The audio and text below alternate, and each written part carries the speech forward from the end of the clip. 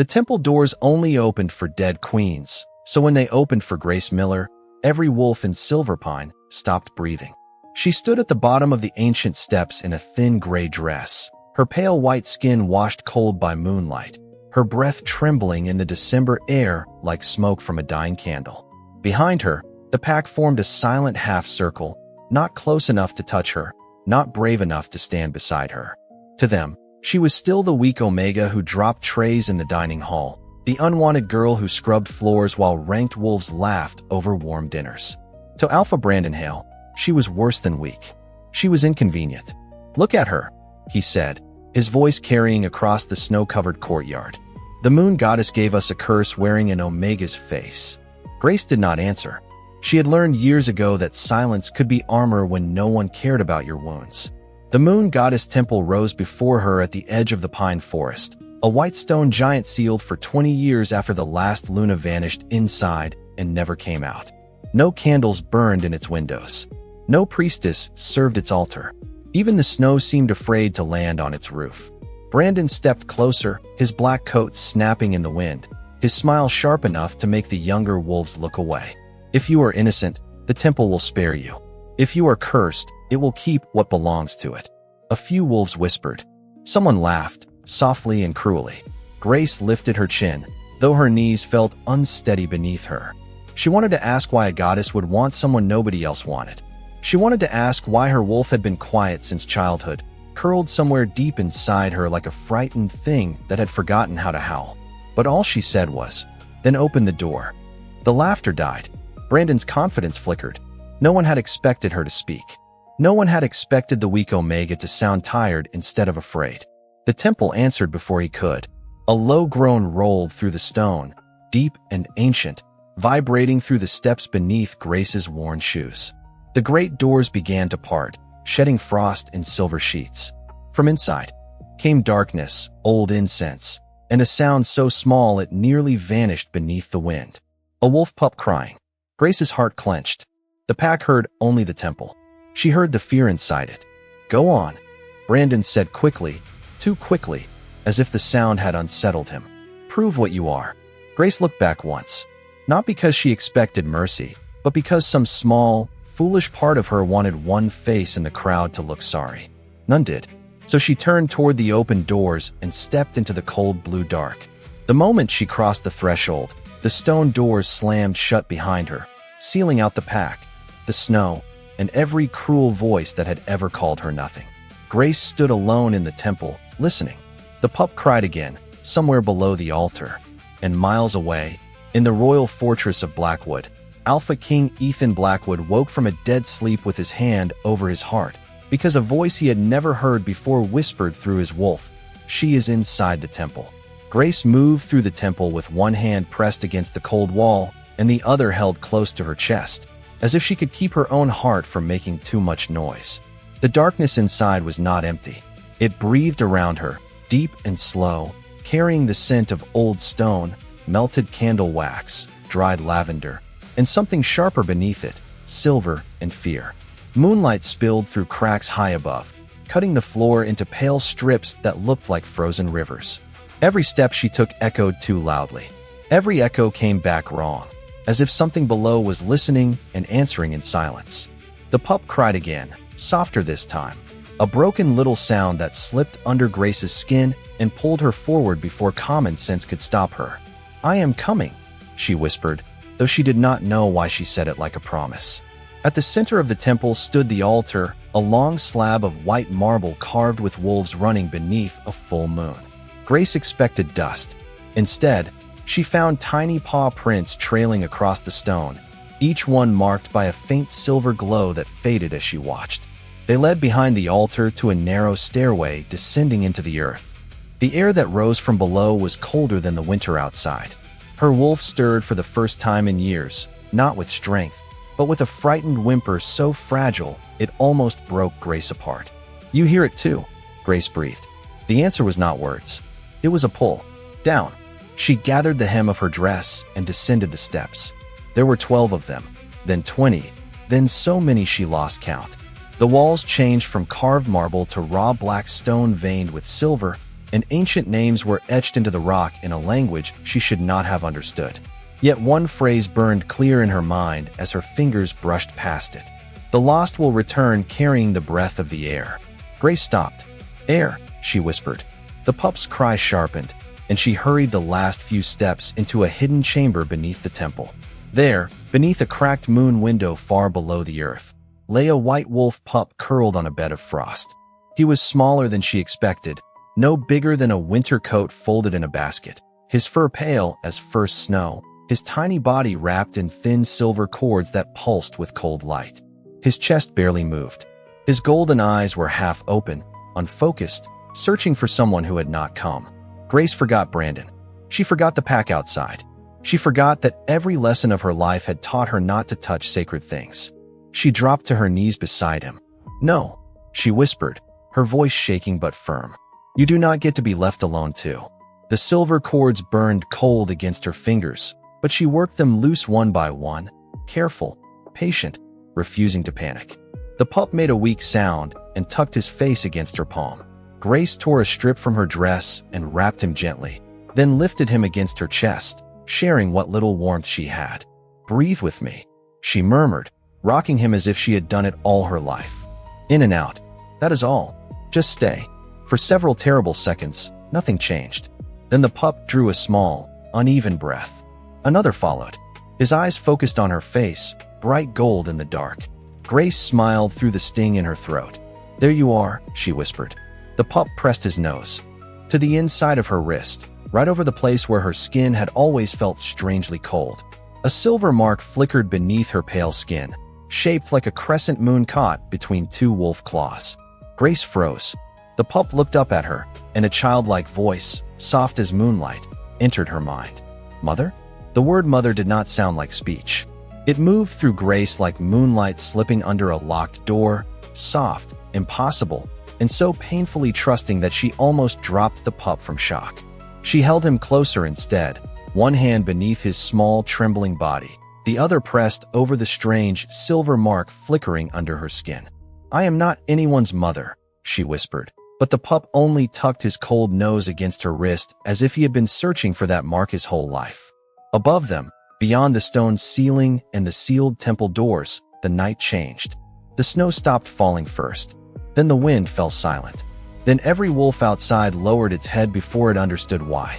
Headlights cut through the pine road, bright and sharp, followed by the deep growl of black royal vehicles rolling toward the temple courtyard. Alpha King Ethan Blackwood stepped out before the first guard could open his door. He wore a dark overcoat dusted with snow, but the cold did not touch him. Power moved around him like storm pressure, heavy with pine, ozone, and command. His golden gray eyes fixed on the temple with such intensity that even Brandon Hale took one careful step back. "Where is she?" Ethan asked. No greeting, no explanation, just 3 words, low enough to be calm and dangerous enough to empty the courtyard of every whisper. Brandon bowed too quickly. "Your Majesty, there is no one inside. The temple has been sealed." Ethan turned his head slightly. His gaze landed on Brandon like a blade of winter light. "I did not ask whether it was sealed. I asked where she is." The ranked wolves behind Brandon shifted in nervous silence. Seraphina Vale emerged from the crowd in a white fur cloak, perfect and pale beneath the moon, her smile practiced enough for a throne room. "My king," she said gently, "the pack has suffered a spiritual disturbance. Tonight, a low Omega was offered to the temple for judgment, but the curse likely took her before your arrival. It would be unsafe to open the doors." Ethan did not look at her. That, more than anger, made her smile falter. His royal wolf had dragged him from sleep with the echo of a pup's cry and a woman's breathless promise. For 3 nights, he had dreamed of white stone, silver chains, and a girl with frightened eyes standing between darkness and something small enough to need her. Now the scent was here, faint beneath the cold. Lavender, snow, warm skin, fear, and something ancient waking from behind locked stone. Ethan walked past Seraphina, past Brandon, past the guards who instinctively made room for him. He placed his palm against the temple door. Nothing happened. The great stone did not move. For the first time in years, the Alpha King was denied entry. A ripple of shock passed through the pack. Brandon seized on it, his voice rising. "You see, Your Majesty, the temple accepts only what belongs to it. The Omega is gone." From deep inside the temple, so faint that only royal blood should have heard it, came a melody. Grace was singing, not loudly, not beautifully in any polished way, just a shaking lullaby, tender and stubborn, wrapped around the pup like a blanket. Ethan went still. The sound moved through his chest and found the place where his own wolf had been pacing in agony for months. The beast inside him stopped, listened, then whispered with a reverence Ethan had never heard from it before. "She is alive." Grace held the white pup against her chest and followed the pull deeper into the chamber, because the temple was no longer silent.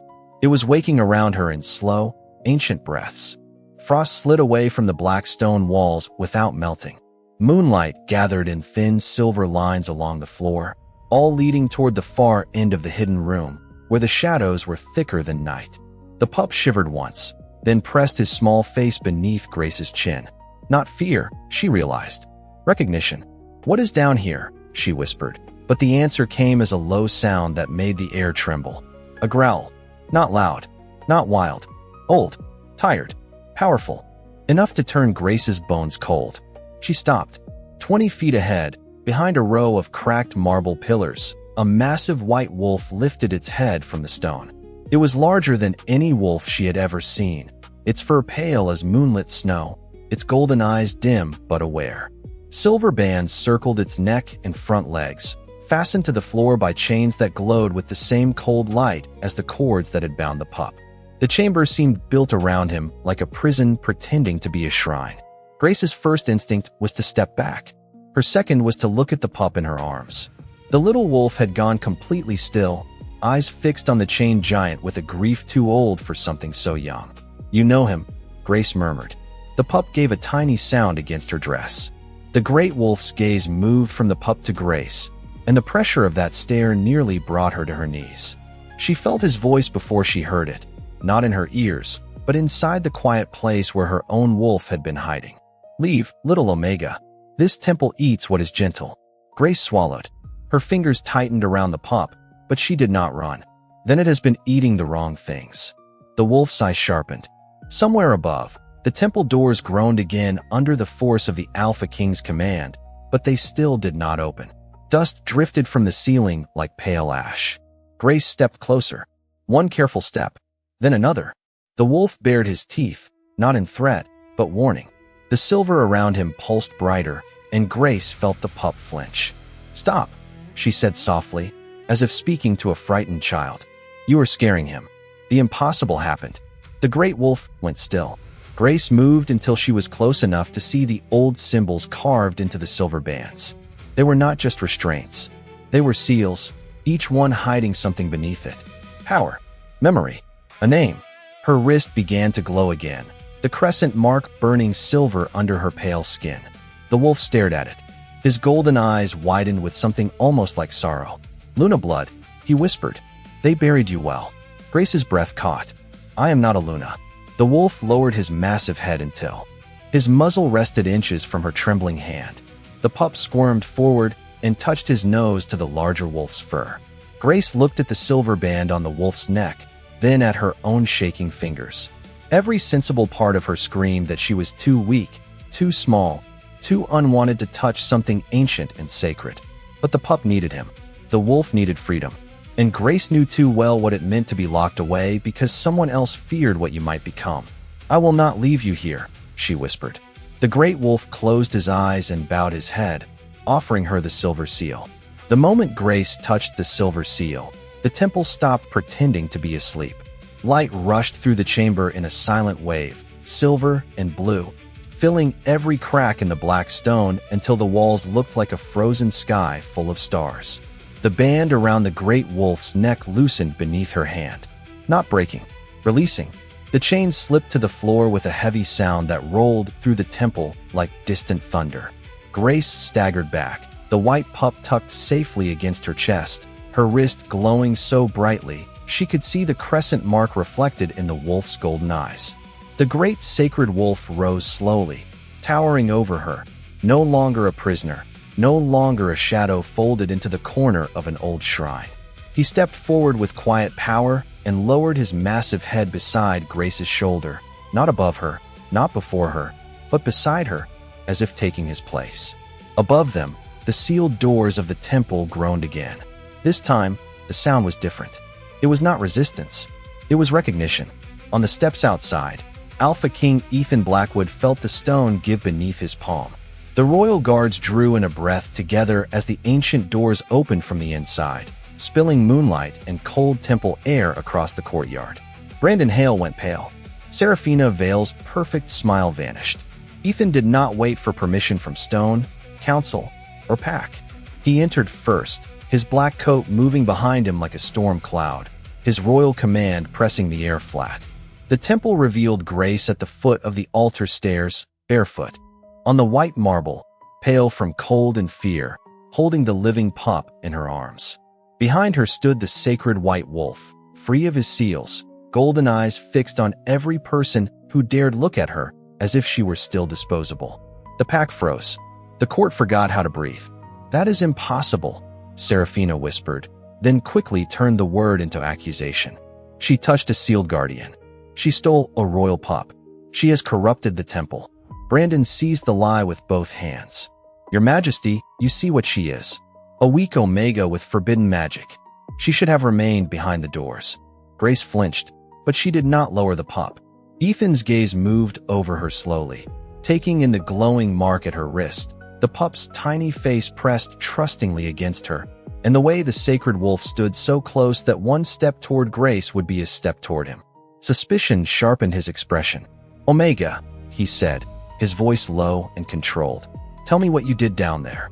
The old Grace would have bowed until her forehead touched the floor. The old Grace would have apologized for breathing too loudly in a sacred room. But the pup stirred against her chest, small and warm and alive because she had refused to leave him alone. Grace lifted her eyes to the Alpha King. "I found him cold. I warmed him. I found the guardian chained. I set him free."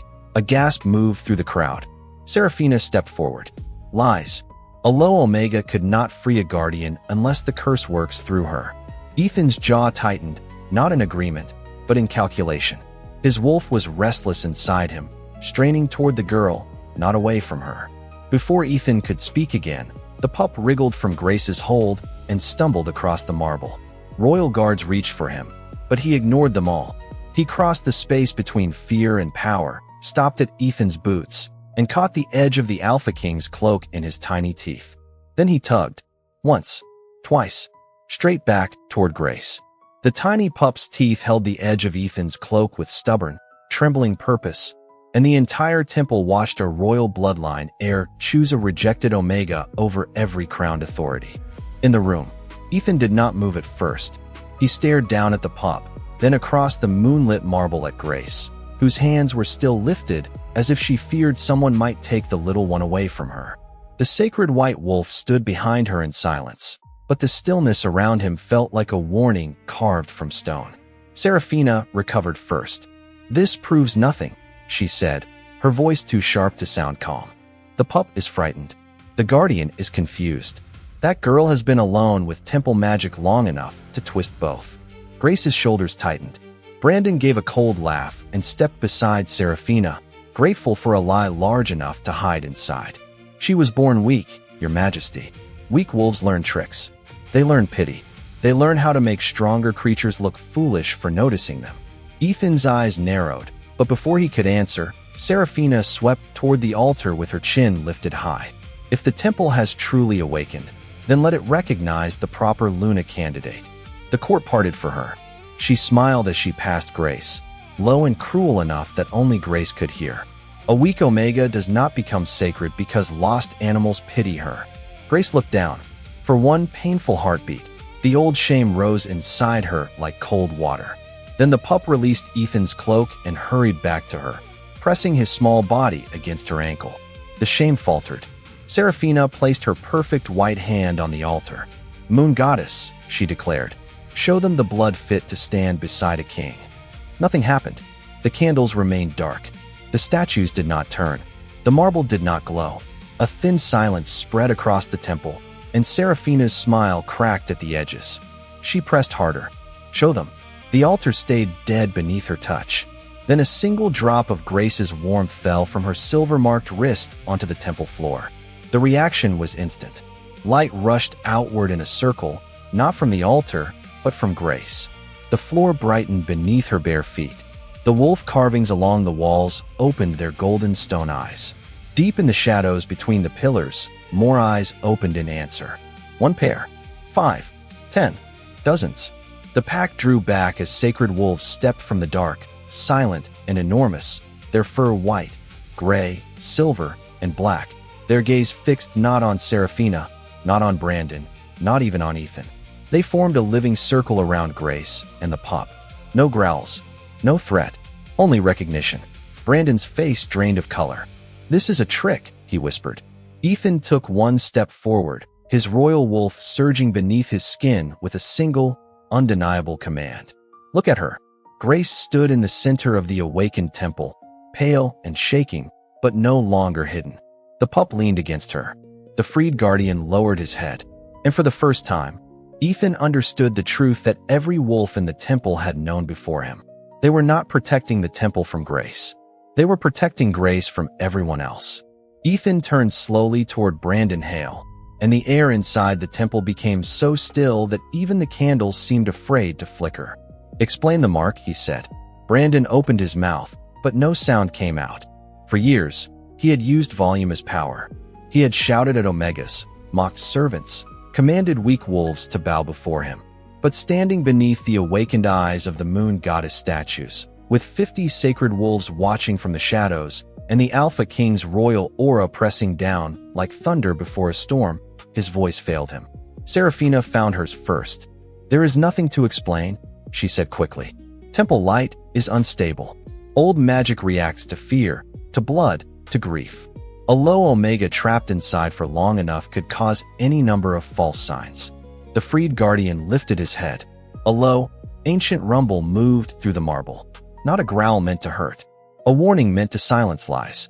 Grace stood in the circle of wolves with the pup at her feet, her silver mark glowing beneath her pale skin, and felt something inside her begin to loosen. Not strength exactly. Memory. A child crying in a cold room. A silver bracelet locked around a tiny wrist. Brandon's voice, younger then, saying, "Hide it before the king's scouts come." Grace's breath caught. "You knew," she whispered. Brandon's eyes snapped to her. "Be quiet." The words were automatic, cruel from habit, and everyone heard them. Ethan did not blink. "She will speak." 3 simple words, and the temple seemed to breathe them back. Grace looked at Brandon, and for the first time in her life, she did not look away. "You knew what I was." Seraphina stepped toward her, face tight, with panic wrapped in elegance. "You are confused. You have always been fragile." The crescent mark on Grace's wrist brightened. Another memory surfaced, clearer this time. Seraphina kneeling before a silver basin. A healer in dark robes.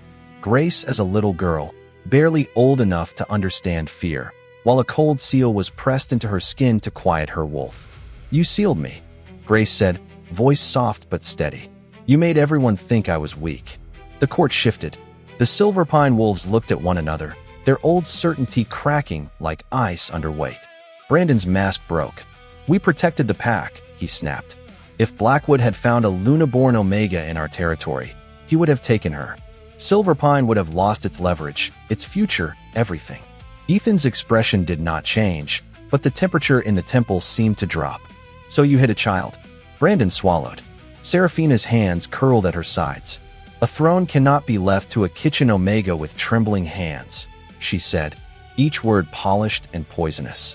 "She was born to kneel, not to be chosen." Grace felt the old words strike the old places in her heart, but they did not sink as deeply now. The pup pressed against her ankle. The sacred wolves held their circle. The guardian lowered his head beside her shoulder, steady and certain. Grace reached for the silver collar at her throat, the one she had worn so long she had forgotten life without its cold weight. Her fingers trembled once. Then she pulled it free. A ring of silver light spread across the temple floor, and above the altar, the moon goddess statue opened her eyes. The moon goddess statue opened her eyes, and every flame in the temple turned silver. For one suspended second, no one moved. Grace stood beneath the altar light with the cold collar at her feet, The white pup pressed against her ankle, and the sacred wolves circling her like a living crown. Then the curse woke. It rose from the cracks beneath the altar in long ribbons of shadow. Not smoke, not mist, but something older and hungrier than both. The marble groaned. The candles bent sideways without wind. Every wolf in the temple felt it at once, a pressure against the heart, a whisper that remembered every oath ever broken in that sacred room. The shadow did not reach for Grace. It reached for Ethan. His royal blood answered like a bell struck in the dark. Ethan staggered one step, jaw clenched, one hand braced against the nearest pillar as the black veins of the curse crawled across the glowing floor toward him. His guards surged forward, but the sacred wolves blocked them with silent bodies. This was not a fight strength could win.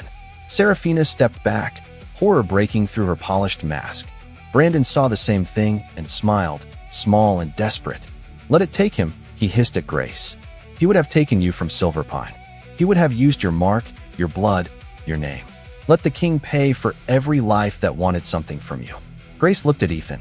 The Alpha King who had entered like a storm was now fighting something no command could silence. His golden gray eyes locked on hers, not ordering, not demanding, only understanding too late that the curse had been waiting for him all along. His wolf called to hers from beneath the darkness, and for the first time in her life, Grace heard her own wolf answer. Not weak, not small, awake. She took one step toward him. Brandon's voice sharpened. "Do not be stupid. This is your chance to be free." Grace kept walking. "Freedom does not mean becoming what hurt me," she said. The words came quietly, but the temple carried them to every corner. The pup tried to follow, and the guardian lowered his head to keep him back. Grace reached Ethan just as the shadow touched his boots. Cold rushed up around them. Ethan's hand lifted as if to push her away. "Grace, do not." She smiled then, tired and trembling, but real. "You came looking for an Omega in a temple," she whispered. "Let me show you what they tried to bury." She placed her marked wrist over his heart. Silver light burst from the crescent beneath her skin, pouring into the darkness like dawn through storm clouds. The curse recoiled, but Grace held on, her pale face glowing with moonfire, her breath uneven, her wolf rising behind her eyes. Ethan's royal wolf appeared in the light, vast and black and magnificent, but instead of standing above her, it lowered itself before her. The entire temple saw it. Grace did not destroy the curse with anger. She named it abandonment, betrayal, fear. Then she pulled it from Ethan and offered it to the open eyes of the goddess. The statue blazed. The shadows shattered into silver sparks that drifted upward like snow in reverse. Ethan caught Grace as her knees gave way, his arms steady around her, his voice breaking for the first time. "Stay with me." In the bright silence that followed, his royal wolf bowed its head inside the bond and called her Luna. Grace woke to the sound of wolves breathing around her. Not snarling, not hunting, guarding. Dawn had reached the temple at last, pouring pale gold through the cracked moon windows and turning the white marble warm beneath her fingertips. For a few seconds, she did not remember where she was. She only knew that she was no longer cold, no longer alone, and that something small and soft was tucked against her side. The white pup had curled beside her like he belonged there, one tiny paw resting over the glowing crescent mark on her wrist. Beyond him, the sacred wolves formed a quiet circle around the altar steps, their bodies still as statues, their golden eyes open and watchful. Grace tried to sit up, but a steady hand touched her shoulder before she could fall. Ethan Blackwood knelt beside her, his dark coat torn from the night's struggle, his face carved with the kind of fear powerful men were never supposed to show. "Easy," he said, his voice low. "You carried more than anyone had the right to ask of you." Grace looked past him. The court was still there. Silverpine's ranked wolves stood near the temple doors, smaller somehow beneath the morning light. Brandon Hale was on his knees at the base of the altar, not forced down by chains or guards, but by the weight of every lie now exposed. Seraphina Vale stood beside the council, her white cloak no longer regal, only thin and colorless against the truth the temple had revealed. Grace's throat felt dry. "What happens now?" she asked. The question traveled farther than she meant it to. Every wolf heard. Every face turned. Ethan rose slowly, and when he turned toward the court, the air changed with him. Not rage. Judgment. For years, he said, a child was hidden, sealed, and taught to believe she was nothing. A Luna-born Omega was made to kneel so others could stand on a stolen future. Brandon lifted his head, desperation cracking through his pride. Your Majesty, Silverpine only did what it had to do to survive. Ethan's gaze settled on him, cold and absolute. No pack survives by burying the innocent. The sacred guardian stepped forward, massive and silent, and the wolves of Silverpine lowered their eyes. Ethan did not need to shout. He stripped Brandon of his alpha claim with a sentence. He stripped Seraphina of her false Luna petition with another. The council accepted both without argument, because the temple itself had already spoken. Then Ethan turned back to Grace. For one breath, he was not the feared Alpha King of the Northern Territories. He was only a man standing before the woman his wolf had recognized before his pride allowed him to understand. He stepped down from the altar platform and lowered himself to one knee in front of her. The entire temple went silent. Grace stared at him, stunned. Please do not kneel to me because of a mark, she whispered. Ethan looked up at her, golden gray eyes steady. I am not kneeling to a mark. I am kneeling to the girl who warmed a dying pup when she had nothing, freed a guardian when she was afraid, and saved a king when revenge would have been easier. The pup chirped softly, as if agreeing. A breath moved through the sacred wolves. Then one by one, they bowed their heads to Grace. Not to Ethan, not to the council, to her. Ethan held out his hand, palm open, offering instead of commanding. I came to find an Omega, he said, his voice carrying through the temple and out into the snow-bright morning. I found my Luna. Grace